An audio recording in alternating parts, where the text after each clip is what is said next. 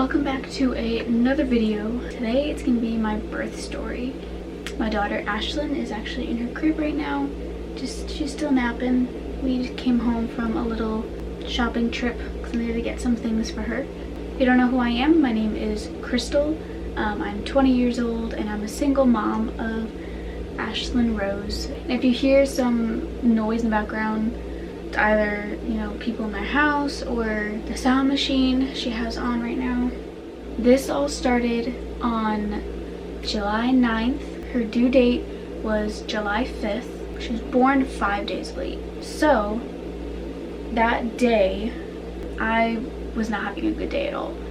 Just a lot of stressing financially and just like my emotions about her not being here yet. She had passed her due date and it was taking a toll on me mentally and physically. I was just so done being pregnant. I was ready for her. I was done with all the pregnancy symptoms and everything. So that day was a really tough day for me. I was crying. I even took a little video of me crying because I just want to remember how I felt that day. My sister-in-law offered to come over to keep me company. I was like, yes, please come over. I need a distraction. I need the support right now. And literally every little thing made me cry that day. So Rachel was gonna bring her daughter Liza, my niece, and then my sister Tori was gonna come over. Rachel and Liza arrived at my house. We said our highs, started to kind of settle down, sit on the couch and start to just talk. I was like, hey Liza, can you give me a hug? She's like, okay. And she runs over and she gives me a hug. And as she's hugging me, I feel like I'm peeing my pants, and I'm like, am I peeing my pants? I said that out loud as my mom and Rachel in the living room. Okay, back up. My mind is crazy again.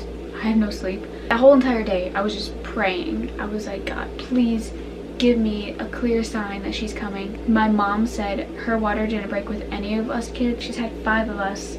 I was the only one that her water broke with. So Liza hugs me and I'm like, am I peeing my pants? And I pull away and I'm like, I stand up because either way it was enough for me. I had to go change my pants. So I stand up and start gushing. I'm like, I think my water broke, and I run to the bathroom. So I'm sitting on the toilet and I'm starting to kind of freak out. I'm like a good freak out. I'm like, it's happening. It's here. It's finally here. This is around 3:30 in the afternoon. So 10 minutes after Rachel had gotten there. When your water breaks, if you're not high risk pregnancy, then it's not like I need to go to the hospital. That's not what it's like. They do that in the movies. It's not. No. There is a 24-hour time clock. Since you're losing all amniotic fluid, they do want to have the baby be born within 24 hours to lower the risk of infections. So I'm sitting in the toilet because I can't get up because I'm still gushing out fluid, and I'm like, I can't believe that much was inside of me. Called on my OB. And I told them, my water broke, answered all the questions. So they're like, all right, so we're gonna have you come in. You're gonna see, I'm not gonna say the doctor's name just because, privacy reasons, but we're gonna have you see blah, blah, which is the only male doctor at my OB. They had me see different doctors throughout my whole pregnancy to get to know everyone. I saw him maybe twice. And I was like, God, please don't let me see Dr. So-and-so, let's call him Dr. John. When I had to get my cervical exam, which I got the week before my water broke, and I was only 1 centimeter dilated, and I think she said 50% effaced. This all happened on Thursday, and then the following Monday I had my next appointment where we were going to set an induction date. She's starting to wake up. They're like, okay, you're going to see Dr. John. We'll tell him that you'll be here no later than 4:30. So I'm filming on my phone because my water broke. So today is July 9th and this is my last bump shot. I've been leaking my fluid for about 20-30 minutes now, waiting for the doctor to call back to figure out what to do. I'm freaking out, so I'm making sure I have everything last minute, but I'm so excited. But yeah. So yeah, my mom and I and my dad actually, we all put all my stuff and my mom's hospital stuff into the van. My mom was my birth supporter because I could only have one person. So my dad can drop us off at the hospital and then he can pick us up so we don't have to worry about the car and all this stuff. So my dad was driving us just in case. They were like, okay, go to the hospital now. So we show up at the OB. The doctor sees us right away. He checks my cervix. He's like, you're still about 1 centimeter. And I was honestly just really upset. So he gave me the option to either go in the hospital right away, since I had all my stuff and I was gonna have a baby. And he's like, you can go in the hospital right now, but just know that it might be a really long labor, and since you're only 1 centimeter, and you know, you had to wait for contractions because I wasn't having any. So he's like, you could do that, or you can just go home now, have some dinner, you know, make sure you have all your last minute things and everything, and then wait for contractions. Or if you don't get contractions while you're at home, go to the hospital no later than 9 o'clock. So I was like, okay. So I was like, I'll probably just go home so I can see my family, I can have some dinner. And because I was expecting to have a really long labor, because they say that especially first time moms, it's a longer labor. My mom, dad, and I all drove back. As soon as we started driving back, I started getting like cramps, like menstrual feeling like cramps. My camera's about to die. 1 second. On our way home, I also texted Ashlyn's biological dad and let him know that I was going into labor, and that if he wanted, he can come by the house. So by the time I got home, my oldest brother Luke and then his wife Rachel with their daughter Liza, they were all there. And then Tori showed up. Her husband was working, taking paycheck to go. And then my mom, dad, and Gabs. So we were all excited. I wasn't in any pain yet, and the contractions, I realized, let me see if she'll just let me hold her. Baby Ashlyn. So yeah, the contractions started to get a little more intense and closer together. I wasn't sure if the cramping was contractions. Mom, should I start timing these? And she's like, yeah. So I started timing them. They started getting pretty intense. So I came up here. Make little noises.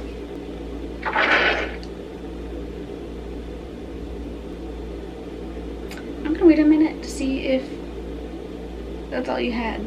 As I wait for her to poop, I'm gonna continue.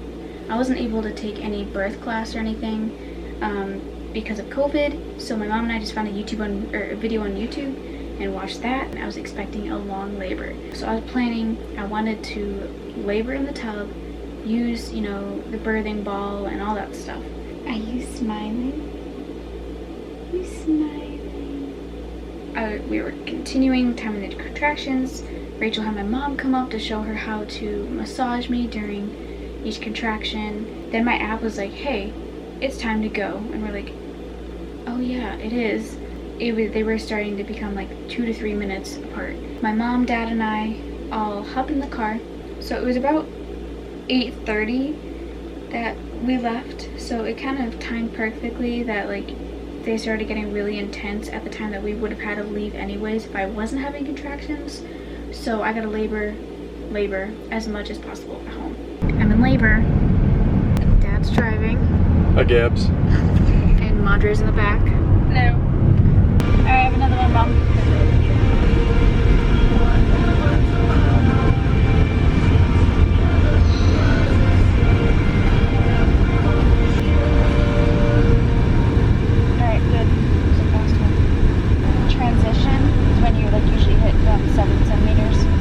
That's when they get like literally like a minute apart. She said once you hit like 10 centimeters is when it slows down because your body knows to give you time in between to breathe.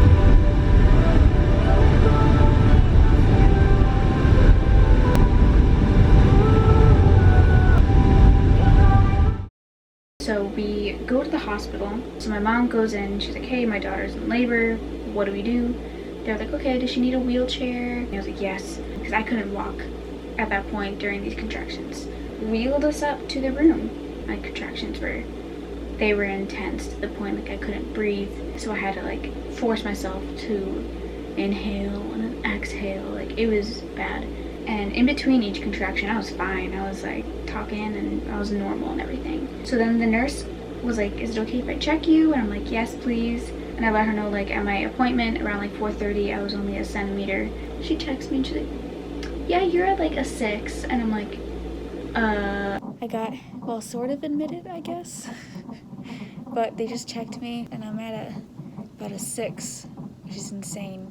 My doctor's on his way and they're gonna call for the epidural and have this baby soon. I can't wait. She's doing awesome. Trying. She's doing really good. Alright, I'll see you guys later. Maybe with the baby. So they gave me some IVs because I was a little bit dehydrated. So she asked me, she was like, how's the pain? Do you want any like pain relief? So she explained this gas. I forget what it was called, but I was like, yeah, like I'll take that, please. So the nurse comes in with the gas and she shows me, it's like a little mask, and shows me how to use it. I didn't really notice any difference. And she's like, do you want your epidural? And I'm like, yes, please. Within like 10 to 15 minutes, her arms in my armpits. Is that comfortable? The anesthesiologist, however you pronounce it, came in. They were preparing me, and thankfully my mom could stay in the room. Some hospitals don't allow anyone in the room. They had me sit up on the bed and kind of lean over on a pillow, and the nurse was really nice. She was like standing right next to me holding my hand. My mom was holding my hand. The anesthesiologist, he was talking through everything. He was letting me know what he was doing. So he was like, for the numbing shot, he was like, all right, this is gonna feel like a bee sting. And I'm like, okay. He gives me the numbing shot, and it wasn't as bad as I thought. I didn't really feel getting numb at all. I wasn't sure if I had gotten the epidural yet. He was still talking me through everything, but he didn't really specify when the epidural was happening. He was like, you're just gonna feel some pressure, and I felt like air pressure all down my spine and then straight into my left leg. And I was like, my left leg, I can feel it. And he was like, okay, that's okay. And then I started crying because I was terrified. I didn't know he did the epidural yet. I started crying. I'm like, is he done yet? Like has he done it yet? And the nurse and my mom were like, oh yeah, you're done. He's cleaning up right now. And this whole time I'm shaking with adrenaline that happens when you're in labor. And within like 10, 20 minutes, like my whole left side was numb, but my right side, I could still feel the contractions. So I let the nurse know, and she's like, okay, well, here's a button. You can press it every 20 minutes as needed. We're gonna have you do another, like send another dose of the epidural, and then we're gonna have you lay on your side so it kind of goes to your right side. So I do that, and then I basically am numb on both sides, which is good. So you just got the epidural. How do you feel? Feel fine. Yeah. I don't know. I think the contractions are going down, and my legs are definitely getting numb. But it was definitely scary. Yeah. These babies doing good. Things went pretty fast. Like, she checked me one other time and she was like, okay, you're almost ready to push. And I'm like, what? But Ashlyn, this little girl, apparently she was giving me, okay, you stink.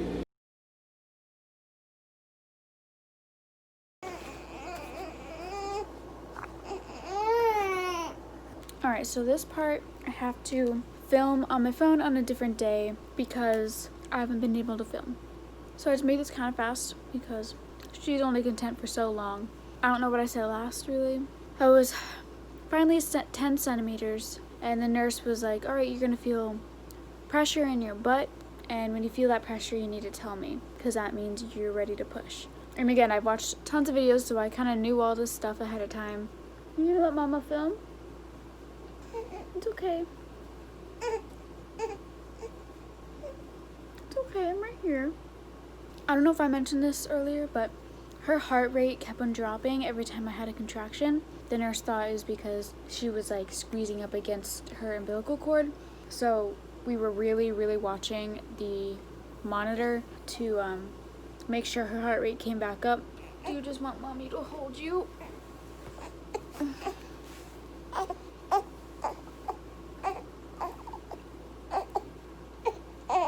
So I could tell the nurse was getting like scared but didn't want to show it. I was completely numb from the waist down. She was like, all right, we need to flip you over on your hands and knees, because I kept on flip-flopping from side to side to get her off her umbilical cord.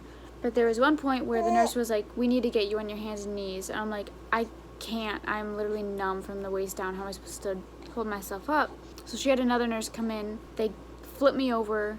My entire butt is hanging out and everything. That's when I lost, like, I was like, whatever, I don't care who sees me anymore. But yeah, so they flipped me over and I was on my hands and knees, and it was so uncomfortable because I can't feel my bottom half. So they're just trying to move her around to make sure like she's off her cord and everything. And it eventually got better, and they're like, all right, it's time to push. The doctor's here and everything.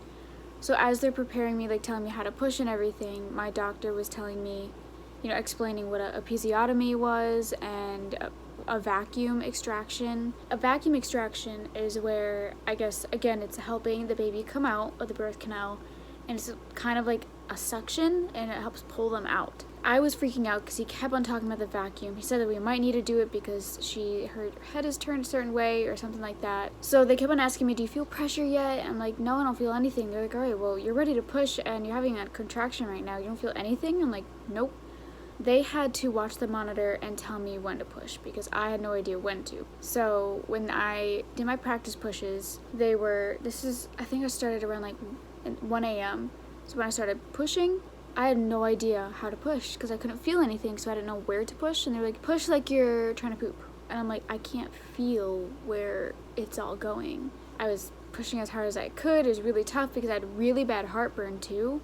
So every time I was about to push, I felt like the acid coming up, like I had to throw up. So I had the bag ready, but thankfully I didn't. Yeah, so he kept preparing me for the vacuum and I was getting scared. So we started pushing. I kept on asking, like, am I doing it right? Because I couldn't feel anything. So finally, I pushed for 30 minutes. I remember seeing her head come out, and I was like, oh my god, it's an alien. My mom watched everything too. I pushed her out, I watched her come out, and they put it right on my chest. They said her cord was wrapped around her torso and her neck a little bit, and that's why her heart rate kept on dropping. But she was healthy, she cried. We actually asked to film the birth, and at first they said yes, we just had to sign some papers. But then as it got closer and we asked, she was like, she's like, we'll have to ask the doctor, because I think she was expecting me either going into an emergency C-section or using a vacuum or something, and they don't want that really caught on film because that's kind of traumatic. I didn't get a film, which sucks.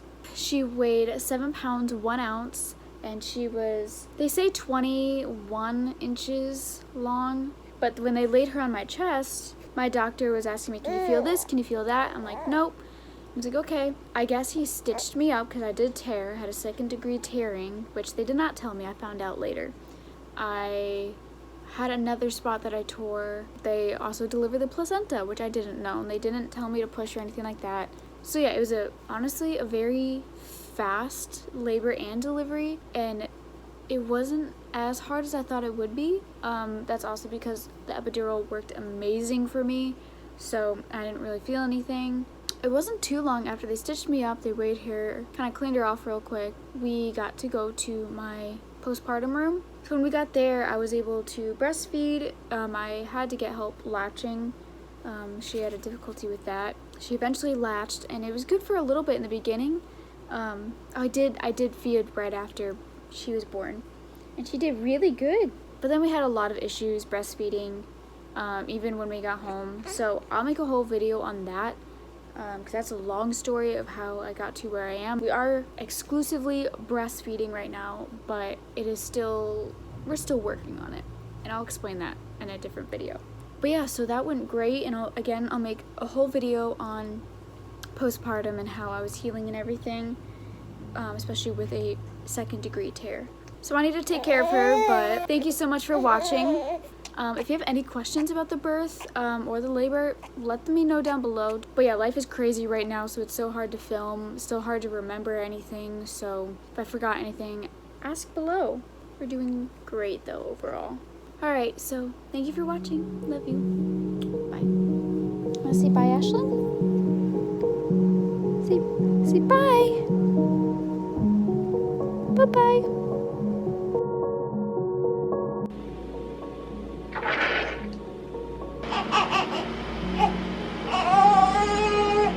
Are you hungry? Oh, honey. I know, you got milk all over us.